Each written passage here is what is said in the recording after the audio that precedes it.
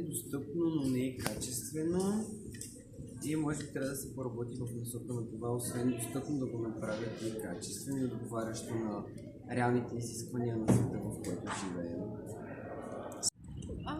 Мисля, че образованието в България е достъпно финансово, но независимо от това не е на нивото, на което трябва да е, по мое мнение.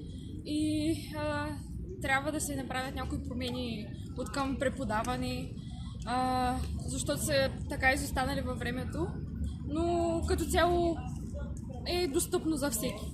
Например, ние учим във фармацевтичния факултет и базата ни е ужасна. Не плащаме кой знае каква такса, но бихме били доволни, ако може за таксата, която плащаме, да излезе малко по-добре в факултета. Преподавателите са окей. И бих казал, че е достъпно спрямо, примерно, Холандия, Англия, спрямо много други държави, дали в Европейския съюз или като цяло. Нашата такса е 600 лева на семестър, което според мен за всеки е достъпно. И стига да не си платено, е постижимо. Според мен образованието в България е една идея по-достъпно спрямо финансова гледна точка от западни страни, примерно. Имам база за сравнение, живяла съм в Холандия, там ми е било една идея по-лесно да влезна, но пък ми беше по-трудно да завърша образованието си там, отколкото сега, когато карам бакалавъра си в Пловдивския.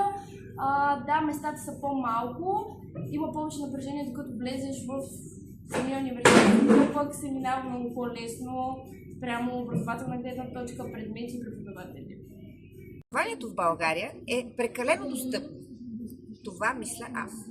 Абсолютно с обща култура можеш да влезеш в университет, да си го завършиш и да си мислиш, че си завършил висше образование. Жалко. Много жалко. Добър вечер, като ученик. Според вас достъпно ли е образованието в България?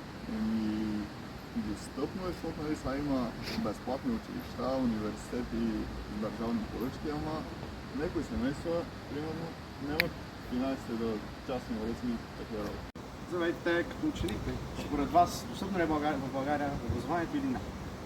Като цяло да, може да твърдя, че е достъпно, но често качеството зависи от условията и мястото, на което се провежда самото обучение. В малките населени места има по-малко възможности, даже липсват такива.